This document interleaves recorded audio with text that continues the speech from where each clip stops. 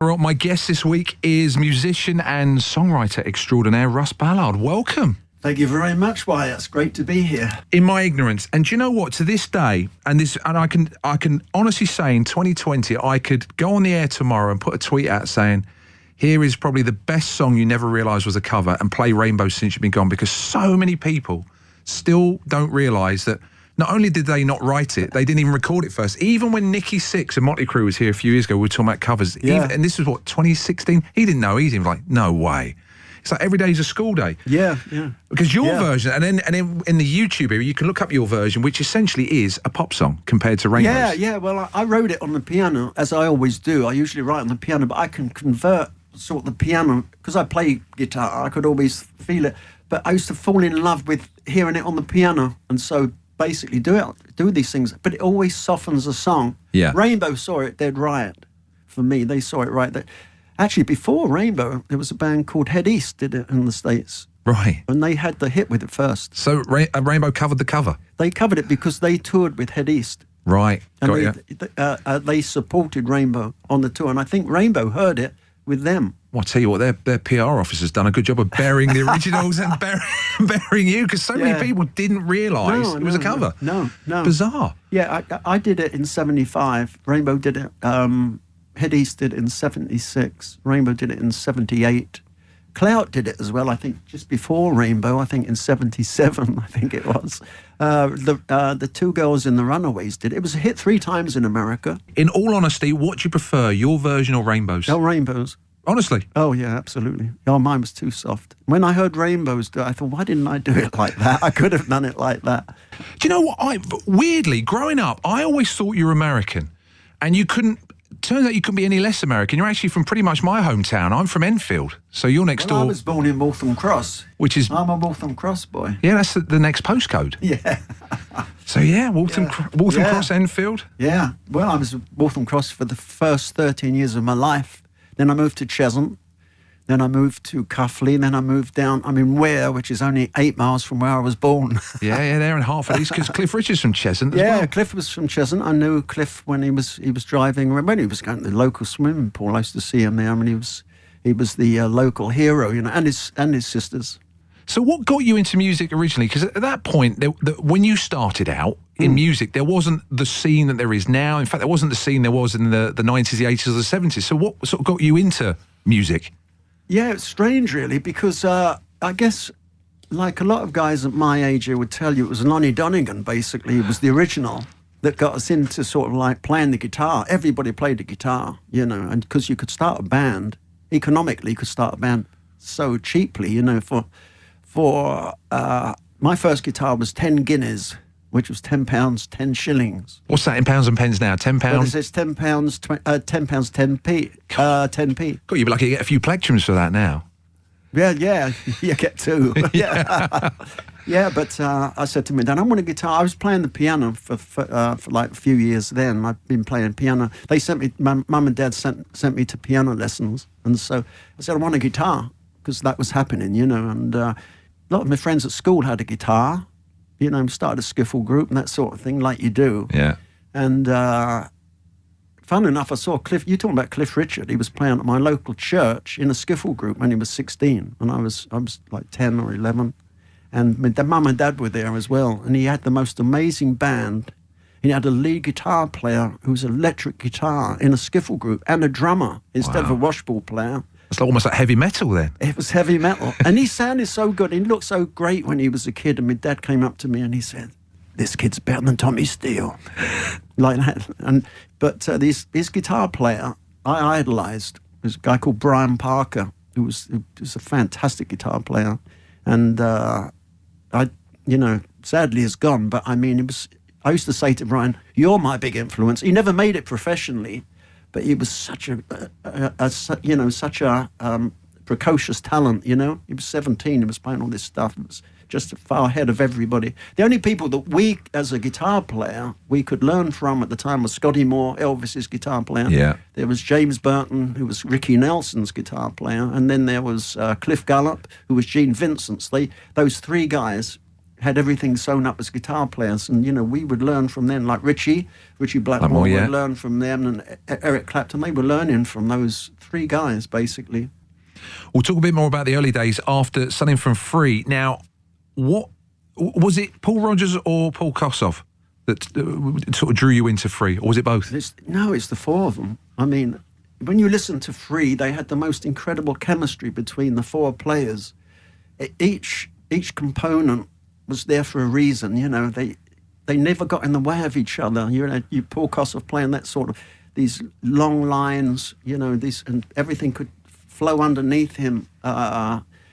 Andy Fraser played this incredible bass. Yeah.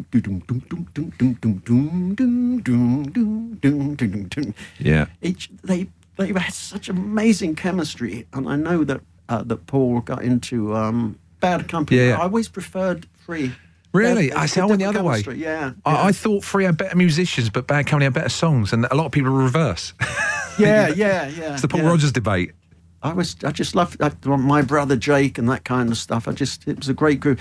But Paul Rodgers, fantastic voice. What a voice. I think you and I have a family connection. Is it true that you auditioned for Joe Meek back in the day? See, my mum, Kim Roberts, was his most successful female artist. God, blimey. So, yeah, it is a small world. Yeah. That's above the handbag shop. That's right, 304 Holloway Road. Yeah. I remember going there with her in 1991. Screaming Lord Such was there, Heinz Burt, because it was the unveiling of the plaque, and we were just stood in this empty flat. I'm like, all right. Didn't mean anything to her. I think I was 14 at the time. All right, it's an empty flat. What an amazing talent he was. I mean, some of those tracks that he made in the early 60s, amazing tracks. Mm. And I think his echo was the bathroom, wasn't it? That's right. Yeah. Well, I went up there actually to be a lead guitar player. I had an audition. I didn't realise it because the Outlaws manager phoned and asked me if I would do a session for the Outlaws, and I was 15. And he said, I'll come and pick you up. He picked me up. He lived in Highbury. He came and picked me up in his American car and took me up there. And there was no one in the studio when I got up there. And I thought, this is a strange session with nobody here, And Joe Meek sort of walked up and he said, can you play something? I said, what do you want me to play? He said, just play anything. So I was telling Richie Blackmore this not long ago, actually. I played trombone, this Chet Atkins song, trombone, And then I played something else for him, and he said, he looked at Yak and he said, yeah, it's fine. And Yak said to me, the manager, you got the job in the Outlaws. I said, I don't want it. I thought I was doing a session. I was in a band with my brother, Bob Henry, and Bernie Benson, all my mates, we all hung out together, I mean, the Outlaws were hooligans. Yeah. They were real hooligans. Clues in the name. They were, Chaz Hodges. There was Chaz Hodges, Bobby Graham, Billy Kye, and there was Reg Hawkins, and I used to play with them every time Billy Kye let them down. I used to go out with them and play, and he used to let them down a lot. And that's why they wanted me in the band. So Argent, I don't think I was born. I was very young, certainly not at an age where I could recollect Argent's success. No. Did you have more success abroad, or were you more successul here? Because to me, listening now, it sounds like you'd have done really well in the States. It's got we did. Yeah, that stateside sound. Yeah, we did more touring out there than anywhere. I did about 8 tours with them in 3 years. We kept doing our first tour was for 3 months, and then we did an 8-week tour, then a 7-week tour, another 8-week tour, and whatever. And we were doing that, and then we built up a following. And Hold Your Head Up came out, and on our 3rd album, and that got to number 4, I think, in the States. So, yeah, we suddenly had a good audience, out there. But I left the band. Because it was getting a little bit, Fractious? Yeah, well, yeah, a little bit. I mean, they're still my mates and all that, but I wanted to do more writing. I wanted to... I thought Rod was getting a bit too jazzy. There was a lot of improvised sort of keyboard solos and stuff, Yeah. And so, I used to ask Rod if he'd, maybe shorten the solos. Just shorten them a little bit. He said, no, I feel them more like this, so that's why I left, basically. When you left, did you think, I'd like to do my own sort of band, be it go solo, or did you actually think, I just want to go home and write and become like an author? No. I intended to to get a band together, which is what I did, actually. I got a band together straight away. I did an album straight away. I just had a load of little ideas, and I put the album out on CBS and got a band together. I went to the States and did a tour on my own with my band, and I did the Bottom Line in New York for a week. I did the Roxy in LA for a week, did Washington and Chicago and places like that. And I got home and found that my missus was pregnant, and I thought I could just continue as I was. I'd been on the road for 11 years, you know. Even when then? I was 15, 15 to 26. So it's a long time. So that was my life, and I wanted to continue that. But as soon as I had a little boy, I just wanted to be there, you know. I started to go to the States to do some writing with people and stuff. And then I just miss him, you know, miss him so badly. And luckily I was having success writing, and it gave me enough... it gave me a living, and so I thought, you know, I want to see him develop. I just want to see him. I could always write, and I could always do sessions. You've chosen God Gave Rock and Roll to You by Argent, which for people of a certain age, they will think it's a Kiss song. But yeah, that's okay. Yeah, why have you gone for this one? It means quite a bit to me. It takes me back to when I was going to the States. Funnily enough, when we were doing places like there were certain places, Fillmore, and we'd play Academy of Music and places like that. I remember Academy of Music, because we did a gig. It was T-Rex. It was a band called Argent and a band called Kiss. Never seen Kiss before. Never heard of them. And we went to our sound check, and there was a band already sound checking. And it had this logo behind the stage, and it said Kiss. And it was lighting up and going on and off, you know. And suddenly the rostrum came up, and it started to go round and round and round. This looks interesting, you know. And the band came on without any makeup, and they were good. Am I right in saying you didn't set out to write that song for yourself? It's one of the few you decidedly wrote for someone else. How did that come about? I did that for a 16-year-old band. And my brother saw this band when he was doing a function. He said, "You've got to see this band. They're only 16. They're called Hello."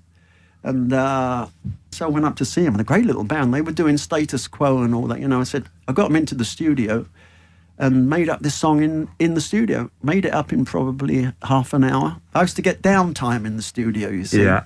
So I used to get it very, very cheaply. So I just made it up.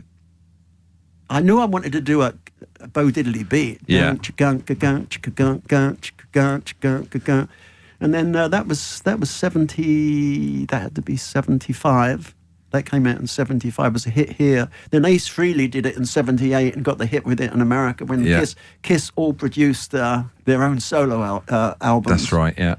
And he had the hit. Yeah, that's been really good. That song's been really good. I'll ask the question straight, and you know. You're not being arrogant, you're not being up yourself at all, because it's an obvious question to ask, because you've written so many hits. At what point do you go, I know how to write a hit, and this is how I'm going to do it? I often say to people that are writing, I said, you know, the idea is we're not separate from each other as human beings. Wherever you are, if you meet people and get through the language and stuff, you get to like them, the French and suddenly, or Russian, or African, or whatever. We all have the same emotions within us. You know what I mean? We all want to fall in love. We all fall in love. We fall out of love. We're looking for love. So it's all relationship based. Relationship based. Yeah. I mean, it can be but we all suffer. We all feel good, and we don't want to suffer. So if you can actually communicate that in a song, you're halfway there. And if you get the feeling, when I sit at the piano, sometimes you get the intake of breath, and when you go, this is good. This is good. I think this is really good. And I think the listener hears it, because we're not separate from each other, although we think we are. You've chosen The Clash. So you've got a bit of a punk influence, but I don't recall you ever really writing punk. Were you just a punk listener? Or did you ever try and write punk? Was it something you dabbled with? Actually, I always thought New York Groove was a punk song. Get out of it. What, the Ace Frehley version? Yeah. Here I am again in the city with a fistful of dollars, and baby, you better believe I'm back. You know, all that stuff, you know? The attitude, but in terms of a technical song, it's kind of, it's West End musical. Yeah, it is like a musical, yeah. Punk musical. Yeah. No, I love the energy of I'm an enthusiast, Wyatt. I'm just I just love the whole scene. You know, when punk rock happened, to me, some of the songs were really good, and some of the Clash's songs are really good. Multi-instrumentalist and songwriter Russ Ballard. I mean, are you a guitar? Would you say you're a guitarist first and foremost? Oh yeah. I'm a guitar player first. Yeah. Over the years, is it like a blessed curse that a lot of people will associate you as a writer more than a musician in your own right? Yeah, I suppose so. Because you've had solo albums for over 40 years. It's not like you're not new to the music game. I know, but I haven't done much touring, Wyatt. I haven't done much, I haven't put myself out there, which has been a problem. I've put albums out and stuff, but not, I haven't really, I've done about 5-6 tours of Germany, but I do one every 10 years whether I need to or not, Is that your thing? The diary got a tour. Yeah. So I'm doing a tour, actually. I'm doing a tour in March in Europe. So I love it. I still love it, but... Did you fall out of love with it a bit then at a time? No. Because I didn't fall out of... I fell in love with the family. Yeah, with the different aspects of life. The aspect of life, being there, watching the kids, watching them go to the football games and, every Saturday and doing that and going to... Do you think you got like that because you started so young? Because you're saying you're 15 to 26, or a lot of people would be more like 25 to nearer 40, then they get fed up. So you'd almost burnt out, for want of a better phrase, by mid-20s. Absolutely right, yeah. I think you're absolutely right. No, I just love the family life, I've got three grandkids, boys, that all play in football teams. So I've got to sort of juggle that every Saturday. So my whole every Saturday is football. When I come home, I go and watch it on television. But I'll go and watch my granddaughter doing the tap dancing and watching her theatricals and stuff. And she's magic as well. Yeah. And so I can still do it because I can still write. I can still play. I still play every day. I go in the studio every day and play. Friends, I had my niece came around Saturday, and she was in Les Mis and all that. She wanted to do a track. I said, "Come around, and we're doing." She was magic. Yeah. So I'm still, I'm an enthusiast. Absolutely, it's that or model railwaying, but Rod Stewart's got that sewn up. Now we'll get up to date and get talk about you solo again after. The Black Keys, I mean, you've covered the decades on your choices. You've gone from the very early to the real contemporary. Now, I've not so much about this song, Lonely Boy, which you've gone with, but I love Gold on the Ceiling. And I've said, and a few people have agreed with it, that if Mark Bolan was alive today and T-Rex was still going, they'd have recorded Gold on the Ceiling, because it just sounds like T-Rex. Yeah. Oh, it's just a great track. You didn't write this, did you? No. I wish I had.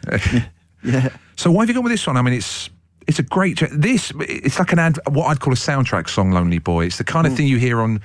it's a great video as well. Yes, it is. Yeah, really good video. But you can imagine, this on a furniture advert or a sales advert or something like that. But there's something about the band. There's something about it's a whole different sort of mindset, the way they play, and it's almost like a youth club band that are getting together, and they're not particularly. They're sort of like almost falling apart, but they never do, and it's magic. So before we even talk about "It's Good to Be Here," which is a new solo album, which is out in a few weeks. This is your 10th. This will be your 10th. Yeah.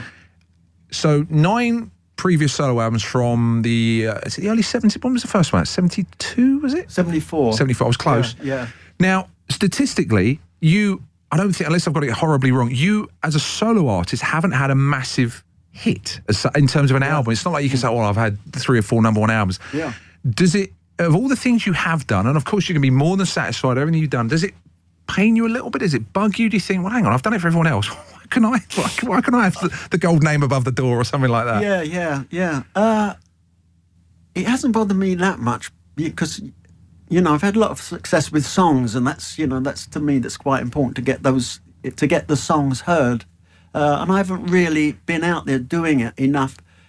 But my albums, I've had 4 that have charted really big in America. Yeah. And stayed there without the single. And the single would always put it over the top, But so I had, and Germany I've done well. Italy I did well with Voices. It got to number 2, and that stayed there. I was out there doing loads of stuff. So I just love playing. I just love doing it. Yeah. So is it fair to say that in a 50-plus year career, you're a satisfied musician, encompassing all the writing as well? You're not sitting there thinking, I think regrets is probably the wrong word, but is there anything you can look back on and think, you know what, I definitely wouldn't have done that, or I definitely should have done that instead? Or are you thinking, no, all is good, it all played out the way it should have been? Yeah, it's all good in the end. And you were never seduced by America, because it wasn't like you upsticked and went to LA and... It was suggested that I should go there like in 1977. And it would made a lot of sense because I had 4 songs in the American 100 at one time, all by different artists, you know, and it would have seemed obvious to go out there because I was going out there writing, and I almost did, but I looked at my mum and dad who were getting older, and one wasn't very well, and all that kind of stuff. They're ailing a little bit, so I thought, no, and I have to uproot my kids as well, then have to sort of like we'd have to go out there, and I thought, no, it's all working here, you know. You never went through a phase of disappearing up yourself where you ever thought, songs are playing, you never thought, I wrote that, never did that, that's mine, don't be applauding I wrote, because, you know, some people of a certain era, Peter Frampton famously said, after the Live album came out, he said, I just disappeared. He said, I thought I was untouchable, the best person ever. No one could tell me differently. And, you know, it seems, maybe it's a 70s thing. You never went through that phase? You never went through that, I'm the king of writing? You never got disappeared? No, never. So Never. it's Hertfordshire, you see, grounds everywhere. Yeah, of course it does. This is the place to be, isn't it? You know. Well, the new album, It's Good to Be, is out next month. Yeah. And you've essentially covered yourself on something. You've done another version since you've been gone on there. Yeah, right? But I've done it as a real slow ballad with cellos and strings and stuff, and I've halved the chord progression as it goes down. I thought I've got to do it differently. I can't do it the same as everyone else has done it. So I've just halved the progression as it goes down. Instead of down, down, down, down, I go down, down. Sustained it.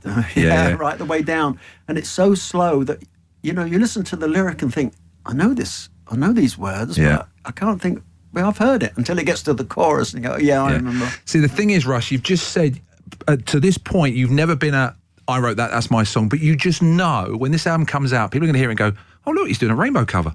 Yeah. And that's your moment. You go, no, that's mine. I did it. That's the time. I can come on again and tell everybody it's mine. You can, yeah. So you're going to go back out there. You're going to do anything in the UK? What's the plans? Yeah, I've got a few gigs in the UK, but that's I'm touring Europe in March. Goes from the 13th to the 31st. And then I'm got a month off, and I'm doing. I start in London on the I think it's the last day of May. Right. And it goes into June. I don't know how many gigs. It'll probably be 10 gigs.